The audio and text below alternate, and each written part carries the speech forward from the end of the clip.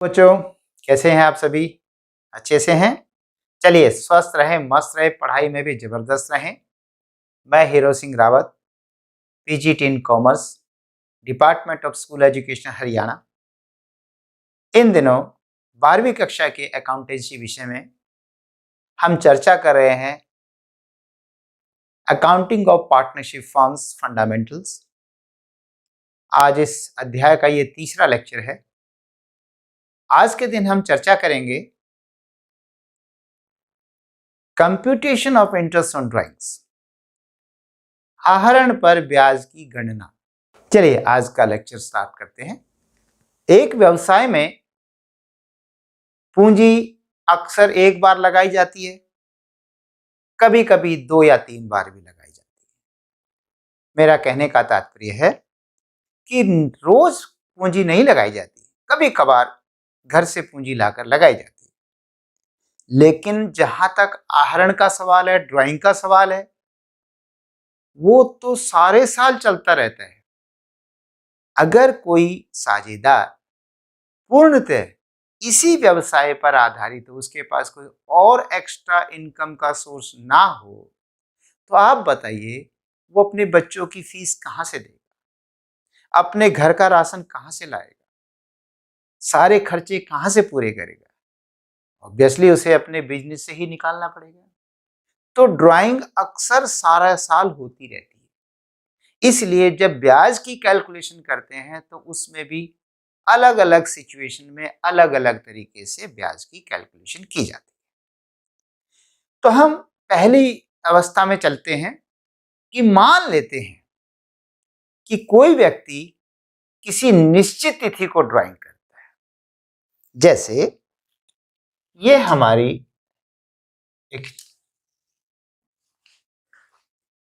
एक साल है, ये मान लीजिए। इसमें मैं ऐसे महीने बना देता हूं, ऐसे करके 12 महीने हो जाएंगे। इसको आप मान लीजिए कि 12 है, हालांकि लाइन पूरी नहीं है, पॉइंट्स नहीं है। मान लेते हैं 1 जनवरी, 1 फरवरी, 1 मार्च और ऐसे करते करते करते 31 दिसंबर। ठीक है।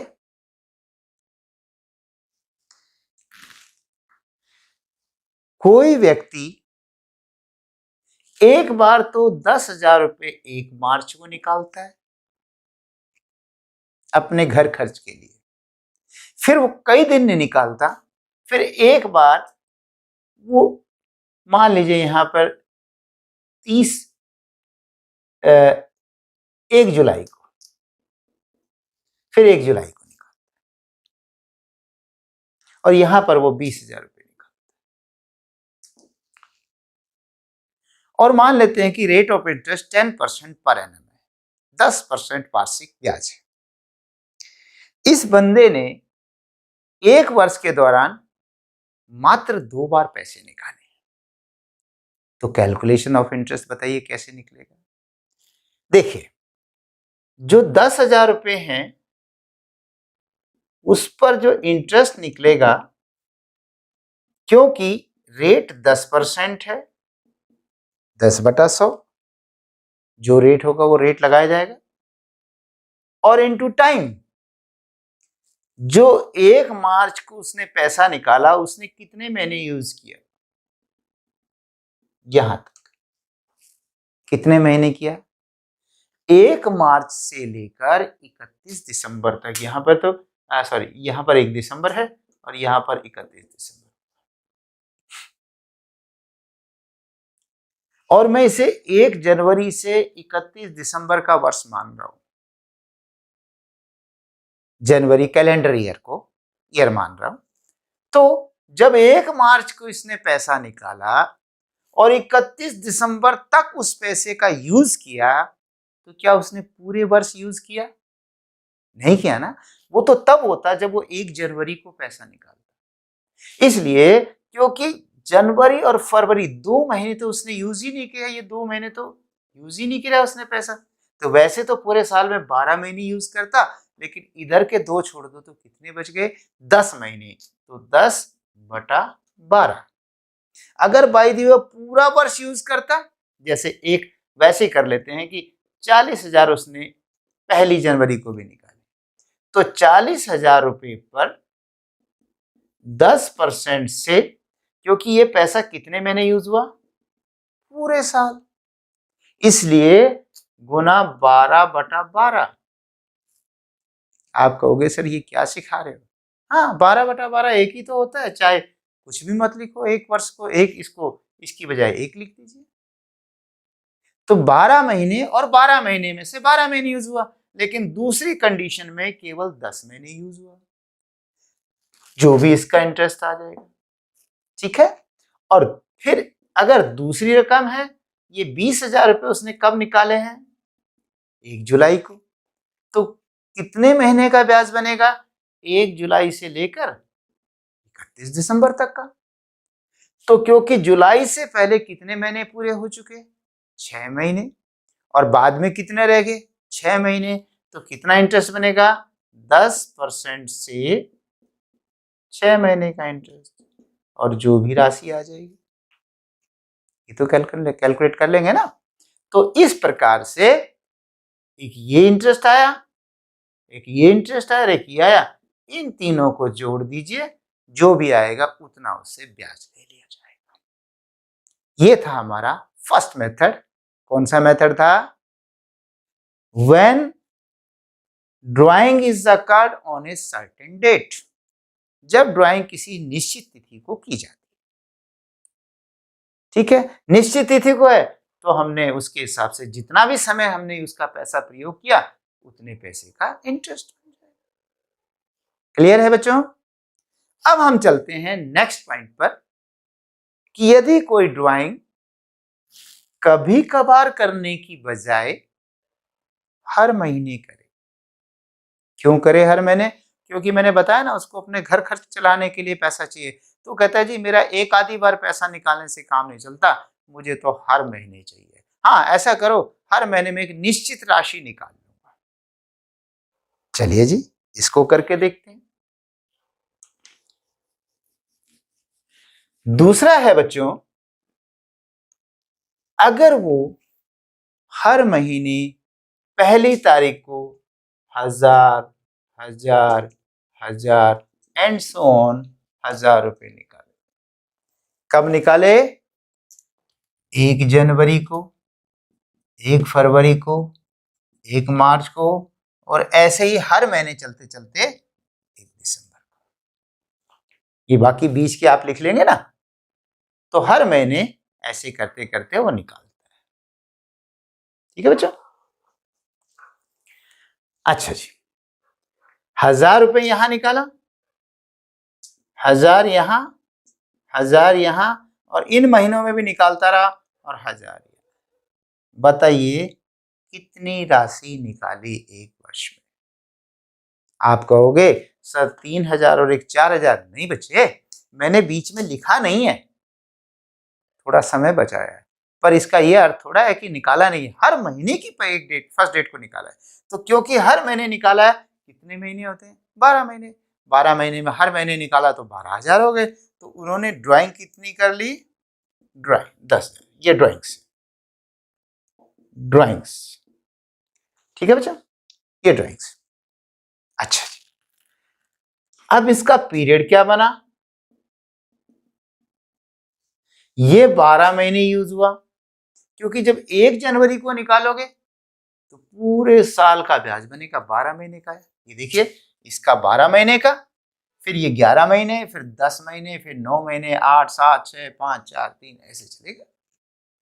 तो इस राशि पर 12 महीने का ब्याज बनेगा, और जो 1 फरवरी को निकाली है उस पर 11 महीने का, जो 1 मार्च को निकाली है उस पर 10 महीने का, और ऐसे ही करते चलेंगे। तो करते करते जो 1 दिसंबर को निकाली, यहां पर राशि निकाली होगी, उस पर 1 महीने का ब्याज बनेगा। ठीक है बच्चे, क्लियर है? आइए करते हैं कैलकुलेट।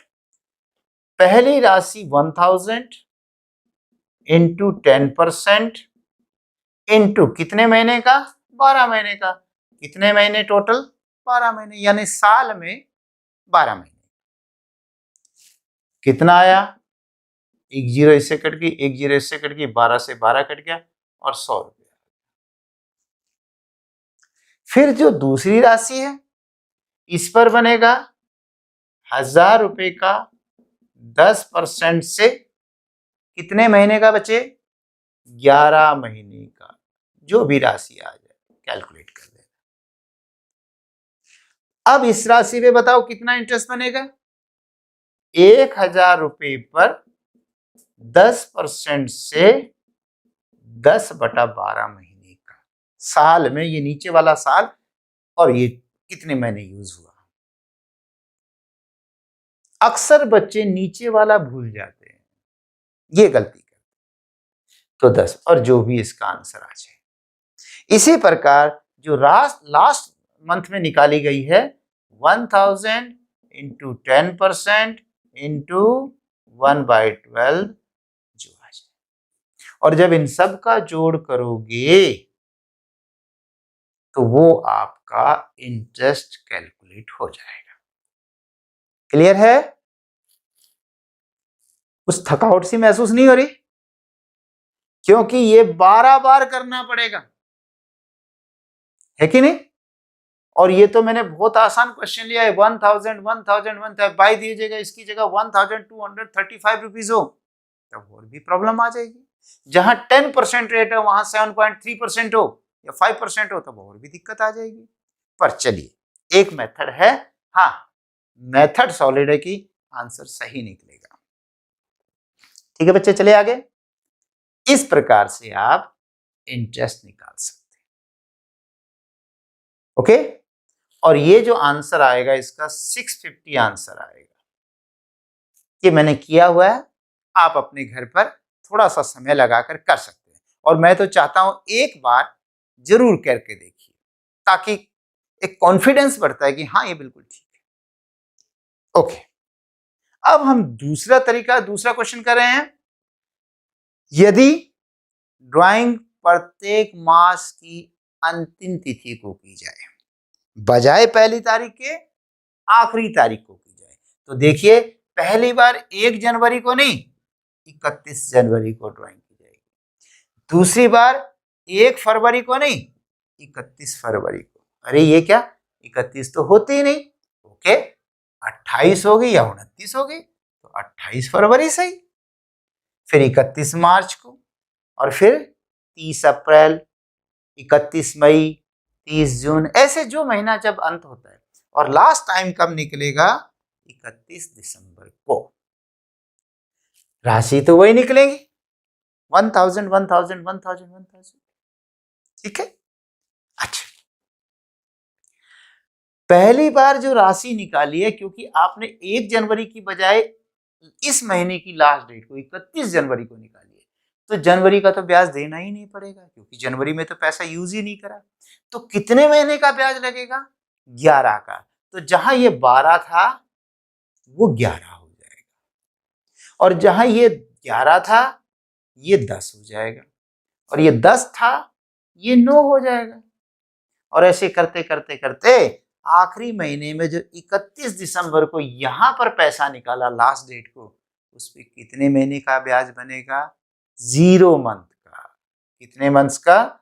0, क्योंकि उसी दिन पैसा निकाला, उसी दिन ब्याज की कैलकुलेशन करनी है, तो कोई इंटरेस्ट कैलकुलेट नहीं करना। ओके, चलिए आप कैलकुलेशन करते हैं। ऐसा करते हैं, ये करा कराया है मेरा, अगर मैं इसको छोड़ दूं 12 वाला तो बाकी ठीक चल जाएगा। बस इतना फर्क पड़ेगा, ये मुझे एरो यहाँ दिखाना पड़ेगा और इसका एरो यहाँ हो जाएगा, एक और नीचे आ जाएगा 1000 इंटू 10% इंटू 9/12, और लास्ट मंथ में 1 की बजाय 0/12। और जब ये सारा मल्टीप्लाई और अगर एक 0 हो जाए तो सब 0 हो जाता है, पता है ना ये बात। यानी लास्ट मंथ में 0 इंटरेस्ट आएगा, यहां तो पता ही चल गया 0 आएगा।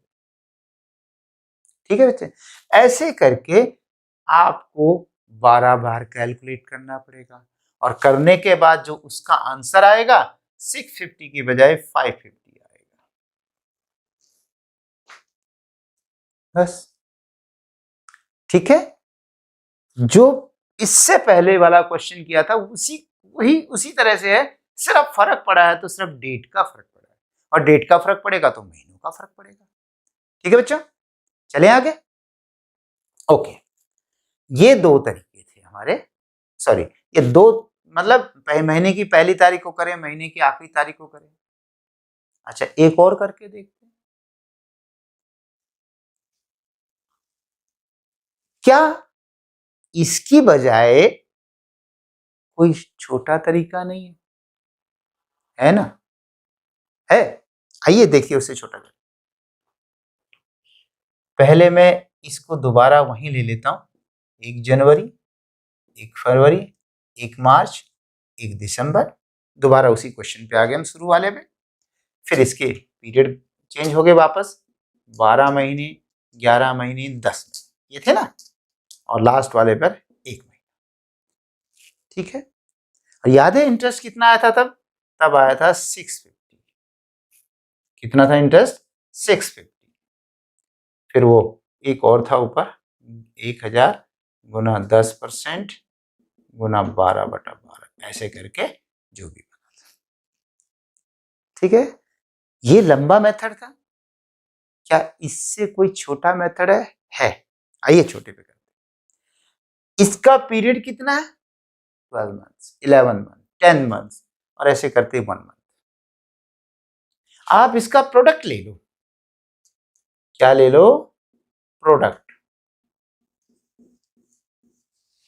इनकी गुणा कर दो, यानी 1000 गुना दिस, 1000 गुना दिस, 1000 गुना दिस। जब आप गुना करेंगे तो ये 12,000 होगा, 11,000 होगा, 10,000 होगा, और ऐसे करते 1,000 होगा। बीच में भी होंगे लेकिन होंगे ऐसे। इसका टोटल बनेगा 78,000। ये मैंने कैलकुलेट किया हुआ है, आप भी कर सकते हैं। जब आप पूरी रकमें लिखेंगे तो आपका कैलकुलेशन आ जाएगी। ठीक है बच्चों, कितना हो गया? 78। वो तो लंबा था ना, 12 बार कैलकुलेशन करने थे, हमने सिर्फ गुना किया। अब देखिए इसका इंटरेस्ट कैसे निकलता है। इंटरेस्ट जो 78,000 है प्रोडक्ट, जो प्रोडक्ट है 78,000 इंटू 10% इंटू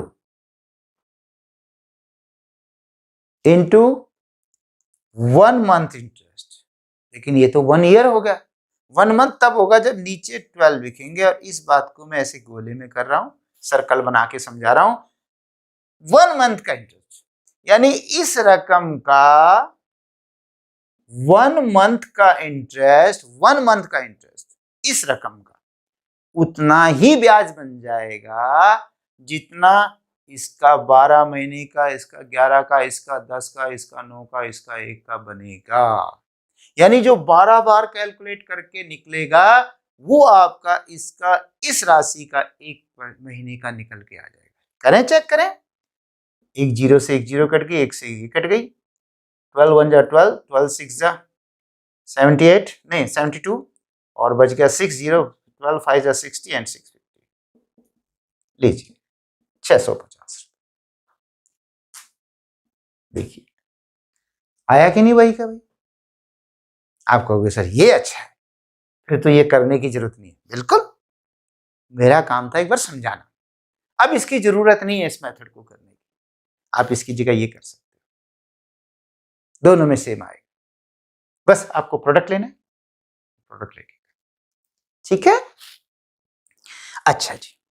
इसी तरह वो अगर महीने का अंत होता तो उसका भी उसी तरीके से आता। उसमें क्या होता, 1 जनवरी की बजाय 31 जनवरी, एक इसकी बजाय 28 फरवरी हो जाता, फिर ये 31 मार्च हो जाता, ऐसे करके ये 31 दिसंबर हो जाता।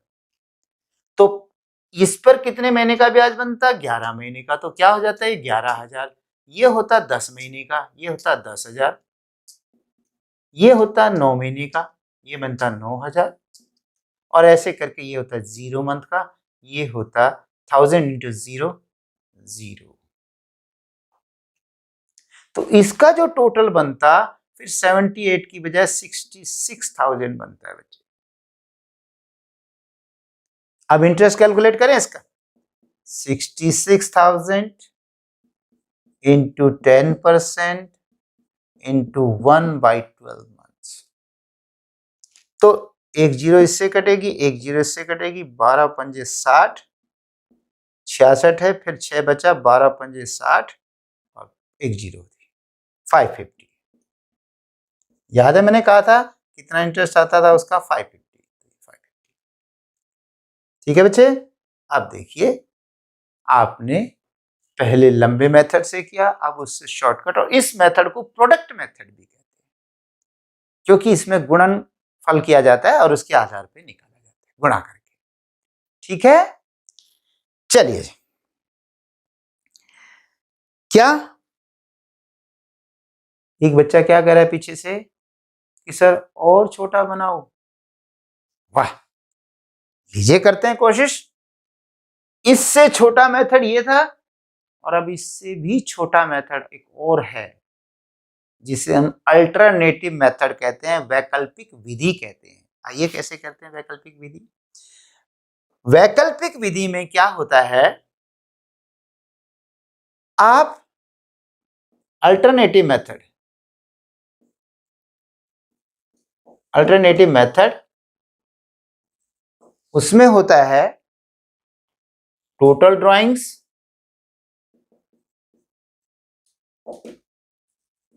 Into rate by 100 into time average period कह लीजिए इसको, average period,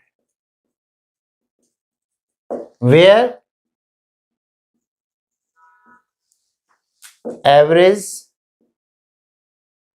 period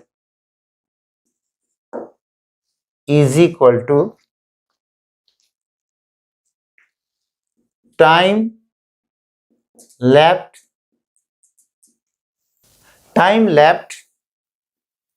after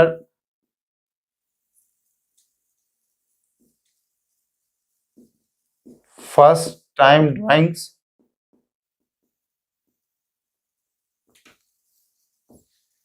plus time left after last time drawings divided by 2। जो पहली बार ड्राइंग करने के बाद समय बचा, समय यानी कितने समय यूज हुआ पहली बार का निकाला हुआ पैसा, plus last time left after last time drawings, आखिरी बार जो ड्राइंग किया उसके बाद कितना समय बचा, डिवाइडेड बाय 2। क्योंकि एवरेज का मतलब होता है जितनी संख्याएं हैं उतने से डिवाइड कर देना। जैसे आपके 10th क्लास के मार्क्स का एवरेज पूछा जाए और मान लीजिए आपके 5 सब्जेक्ट थे 10th क्लास में, तो पांचों सब्जेक्ट का टोटल कर दो और क्योंकि सब्जेक्ट 5 थे 5 से डिवाइड कर दो, ये एवरेज हो गई। तो क्योंकि मैं 2 ही डाटा ले रहा हूं, पहला बार किस्त का और आखिरी किस्त का, इसलिए उन दोनों का टोटल करके 2 से डिवाइड कर दो, ये एवरेज पीरियड हो गया और ये फार्मूला हो गया आपका। देखें इसमें टोटल ड्राइंग्स, कुल ड्राइंग कितनी करी थी, जब उसने 1 जनवरी को, 1 फरवरी को, 1 मार्च को और 1 दिसंबर को ड्राइंग किया था, तब कितनी टोटल ड्राइंग हुई थी। कोई बच्चा कहेगा सर 78, यहां पे 78 बना था तब। नहीं बच्चे, 78 नहीं, तब बना था 12,000। 78 तो प्रोडक्ट था, उसने ड्राइंग कितना किया था, 1000 पहले महीने, 1000 दूसरे महीने। अरे कोई सिंपल भी गौर करे तो 1,000 करके 12 महीने में 12,000 ही तो कोई ड्राइंग कर सकता है, 78,000 कहां से कर सकता है, इसलिए 12,000 ड्राइंग। तो टोटल ड्राइंग्स जो है 12,000 इनटू रेट क्या है 10% into average period. First time जब ड्राइंग किया था कितने मंथ था, तब यहां पे 12 था या 11 था या 10 था और यहाँ पर 1 था, है ना यार। और ये 12,000 हो गया था, ये 11,000 था, ये 10,000 था, और ऐसे करके 1,000 था। तो पहली बार जो ड्राइंग किया था उसके बाद कितना महीना था, क्योंकि आपने यहाँ पे ड्राइंग किया था, और कितना टाइम लेफ्ट था, लेफ्ट पूरा 12 महीने था, तो यहाँ पर लेंगे 12 मंथ्स प्लस आखिरी बार ड्राइंग कब किया था, 1 दिसंबर को। 1 दिसंबर को, 1 दिसंबर के बाद कितना समय बचा था, 1 महीना, 1 मंथ, तो यहां पर लेंगे 1 मंथ डिवाइडेड बाय 2। फार्मूले में गड़बड़ रहेगी, sorry, average period divided by 12 लिखना रहेगा। साल में एवरेज पीरियड, ये थोड़ा सा ध्यान दें, 12 महीने, तो इसका टोटल इस सारे के नीचे 12 मंथ्स लिखेंगे।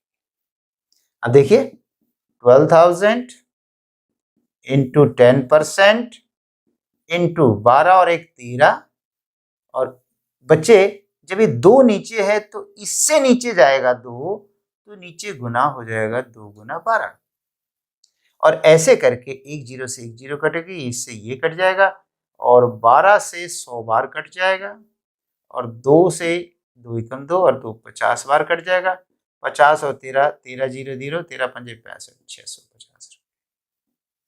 ये देखिए यही तो था 650।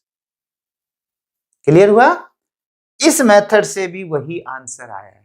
तो बताइए हमने कितने मेथड से आंसर निकाला, 3 मेथड से, है कि नहीं। पहले लंबे मेथड से लिया, फिर उससे प्रोडक्ट मेथड से लिया, और अब हमने अल्टरनेटिव मेथड, वैकल्पिक विधि का प्रयोग किया। अच्छा, एक बार और चेक करें, जब याद है, अब मैं बार बार नहीं लिखूंगा, लेकिन आपको याद होना चाहिए, पहली बार जब ड्राइंग महीने के लास्ट में किया था तो कौन सी डेट को किया था, चलिए लिख ही देते, मन नहीं मान रहा, 31 जनवरी, 28 फरवरी, 31 मार्च और 31 दिसंबर।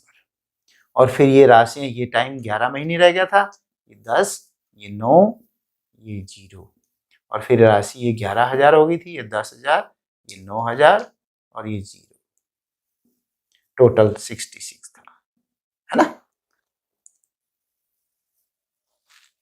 बताइए, पहले तो बात है फार्मूले में टोटल ड्राइंग कितनी है, टोटल ड्राइंग्स ये रही। अगर महीने की पहली तारीख को ड्राइंग करे तो कितनी बनती थी, 12,000, और अगर हर महीने की लास्ट डेट को ड्राइंग करे तो कितनी हो जाएगी, आप बताओ बच्चे, पीछे कितना, 11,000। बच्चों बताइए, क्या ठीक बोल रहे हैं, नहीं। देखो बेटा, मानते हैं इस महीने की लास्ट डेट को ड्राइंग किया, मानता हूं, पर फिर भी कौन से महीने में ड्राइंग नहीं किया, कैलकुलेट करें। जनवरी में ड्राइंग किया, यस। फरवरी में किया, यस। मार्च की लास्ट डेट को किया, यस। दिसंबर की लास्ट डेट को किया, यस। कौन सा महीने नहीं किया, हर महीने किया, तो ड्राइंग तो 12,000 ही आएगी। वो बात ठीक है, पहली बार की ड्राइंग पे इंटरेस्ट कम हो जाएगा, ये मैं मानता हूं, हर महीने में थोड़ा चेंज आ जाएगा, लेकिन ड्राइंग के मामले में तो 12,000 ही रहेगा। तो कुछ बच्चे ये गलती कर जाते हैं, वो सोचते हैं अगर महीने के शुरू में ड्राइंग की तब तो 12,000, और महीने के अंत में ड्राइंग करी तो 11। नहीं बच्चों, ड्राइंग तो 12 ही बनेगी, ठीक। तो पहली बात, ड्राइंग तो 12,000 ही रहेगी। दूसरी बात, 12,000 में रेट 10% रहेगा, ठीक है। एवरेज पीरियड, नीचे तो मैं 12 लिख ही दूं, लेकिन एवरेज पीरियड, पहली किस्त पर कितने महीने का ब्याज बनेगा, 11 महीने का, 11 महीने का, प्लस आखिरी किस्त पर कितने महीने का बन रहा है, 0 महीने का, लेकिन एवरेज निकालने के मुझे 2 से भाग करना पड़ेगा, थोड़ा बड़ा लिख देते हैं, 11 month plus 0 month divided by 2 और डिवाइडेड बाई 12, ठीक है, डिवाइडेड बाई 12। अब देखिए 12,000 गुना 10% गुना 11 प्लस 0 11 ही, और बच्चे बताया था ना, 2 ऊपर से नीचे आ जाएगा तो 2 नीचे गुना हो जाएगा 12, और जब आपका 1 0 इससे कट जाएगा, 1 0 इससे कट जाएगा, 12 से 100 बार कटेगा, और 2 से 50 बार कटेगा और 11 11 0 0 11 पंजे 50 55 550। याद आया उसमें कितना इंटरेस्ट आया था, वहां भी 550 आया था। सो आप देखिए कि दूसरे मेथड से करने से भी, वैकल्पिक विधि से करने से भी आंसर सेम आ रहा है। क्लियर हो गया? ठीक है, चलिए अब आगे चलते हैं। अब आप कहेंगे सर पहले मेथड से दूसरा ठीक था और दूसरे से तो तीसरा सबसे अच्छा मेथड है, छोटा सा मेथड है 5। ठीक है, बिल्कुल सही है। लेकिन बच्चे ये मेथड तभी लागू होता है जब इससे संबंधित सारी कंडीशंस कंप्लीट हो, और ये मेथड, इसको मैं रफ एंड टफ मेथड कहता हूं। और रफ एंड टफ होता है यानी कहीं भी उबड़ खाबड़ कैसी भी स्थिति हो सब में ठीक चलता है। ये मेथड हर जगह चल जाता है, पर ये मेथड कंडीशंस लागू हैं उनको पूरा करते हैं तब चलता है। तो आप इसका मतलब है कंडीशन भी जाननी होगी, कौन सी कंडीशंस हैं। आइए मैं बताता हूं conditions for this method using this method.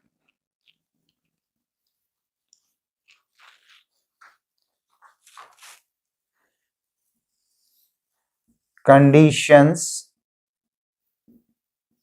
For using alternative method। Alternative method को यूज करने के लिए क्या कंडीशंस है? नंबर 1,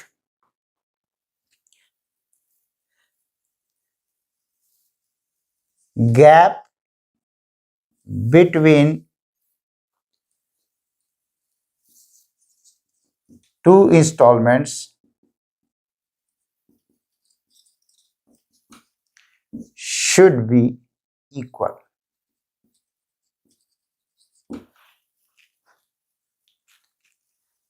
दो किस्तों के बीच में गैप बराबर होना चाहिए। Gap between two instalment should be equal, मतलब ये जो किस्त है, ये पहली किस्त, ये दूसरी, ये तीसरी, चौथी, पांचवी, इनके बीच में गैप बराबर होना चाहिए। फिर नहीं समझे? बराबर का मतलब है 31 जनवरी को निकाला, ठीक है, फिर 28 फरवरी को निकाला तो पूरा एक महीना, फिर 31 मार्च को निकाला तो फिर एक महीना, फिर 30 अप्रैल को निकाला फिर एक महीना, फिर 31 मई को निकाला एक महीना, और सारे साल आपका गैप बराबर आ रहा, महीना महीना महीना महीना। अच्छा, इसमें चल जाएगा, और ये यहां पर एक कंडीशन को फुलफिल भी कर रहा है। अगर क्या 2-2 महीने का गैप हो तब भी चलेगा? हाँ चलेगा, क्योंकि गैप 2 महीने 2 महीने 2 महीने 2 महीने। क्या 3-3 महीने का गैप हो तब भी चलेगा? हाँ चलेगा ना, 3-3-3 12 महीने में 3-3 के 4 पार्ट बन जाएंगे। क्या 4-4 के महीने में? बिल्कुल चलेगा, बिल्कुल चलेगा। अच्छा, नंबर 2, दूसरी condition, amount of each instalment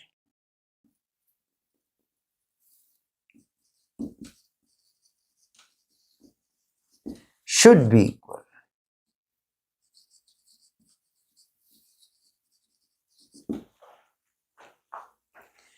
प्रत्येक जो इंस्टॉलमेंट है यानी जो भी आप ड्राइंग कर रहे हो, शुड बी इक्वल, उसकी राशि बराबर होनी चाहिए। मतलब 1000 1000 1000 1000 चलेगा, 1000 1000 3000 1000 1000 1000 नहीं चलेगा।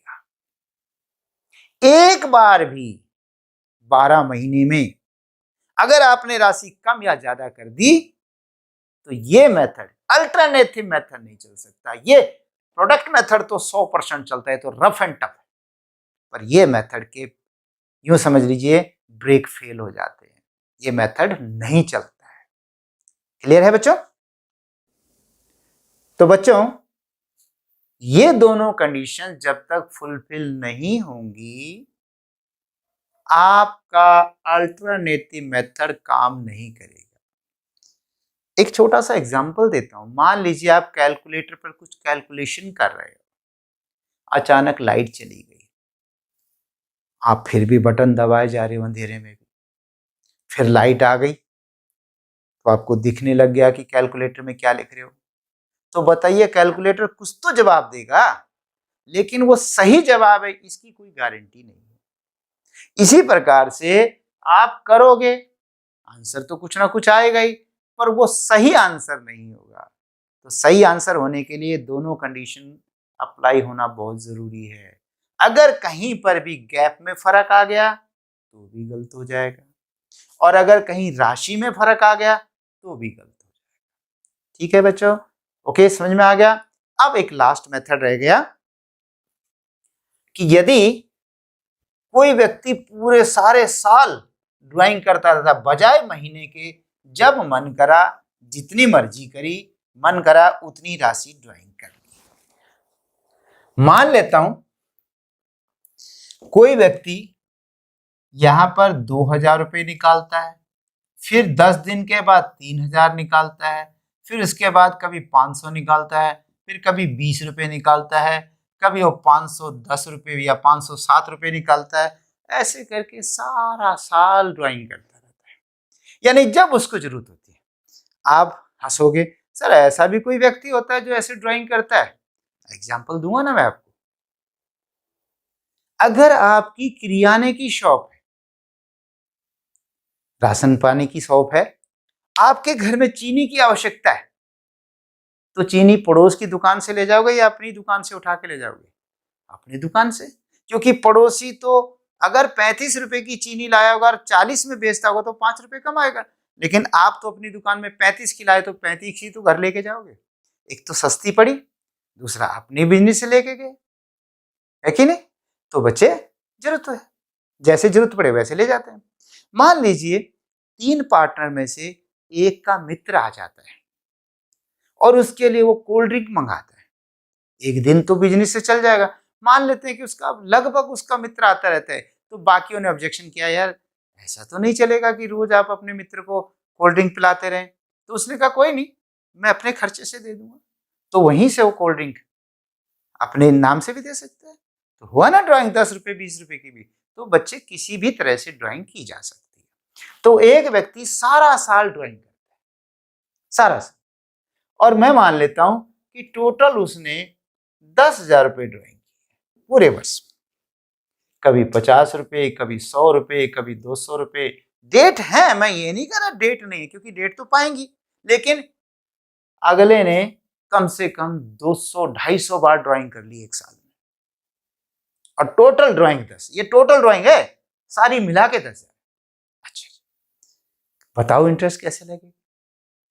चलो, क्या उस व्यक्ति से 10,000 रुपये पर 10% रेट यदि 10% निर्धारित हो और पूरे साल का यानी 12/12 महीने का इंटरेस्ट ले लिया जाए, चलेगा?